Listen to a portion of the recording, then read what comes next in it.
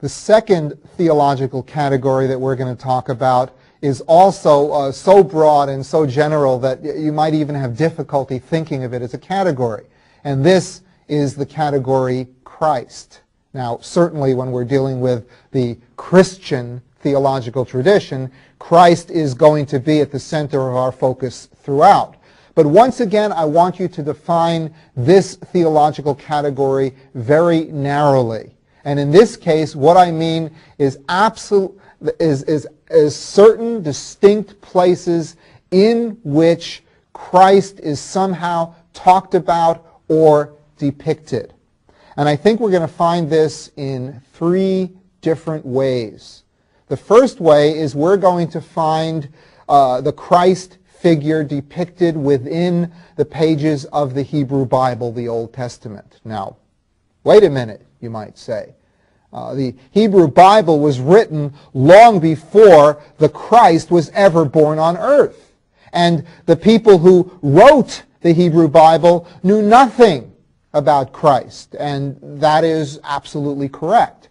But what the early formulators of the Christian tradition did was they went through what they came to call the Old Testament. They went through and they combed this set of books, this set of documents, and they looked for places that seemed to describe how they understood the Christ. They looked for places that were similar. And if we're going to understand the Christian theological tradition, we're going to have to begin to understand the way the early Christians and the whole church begins to regard what they call the Old Testament. So we're going to see various places within the Hebrew Bible that describe some kind of a saving figure who's going to come. We're going to look for characters within the Hebrew Bible that seem to reproduce in their lives some aspect of the life of Christ. And we're going to develop an awareness in this way of how deeply, deeply influenced and shaped the early church was by the literature that really for the early church, that was their only Bible. The New Testament had not been written yet. So that's the way we're going to find Christ within the Hebrew Bible. The second way we're going to find Christ within the documents of the church is a much more obvious and easy way, and that's in actual descriptions of either the nature of Christ, the meaning of Christ's teachings, although that will not be as important in this category, and the actual events of Christ's life. So when we leave the Hebrew Bible, for instance, and move into the New Testament, well, we see the four Gospels, and they are discussing the life of Christ, what Christ taught and what Christ did and what ultimately happened to him. So everything in these documents are going to be related in some way to the theological category of Christ. Then as we move further in the New Testament, we see the early writers, the Apostle Paul and the others are discussing and arguing and formulating within themselves how they understood what they understood this man to be.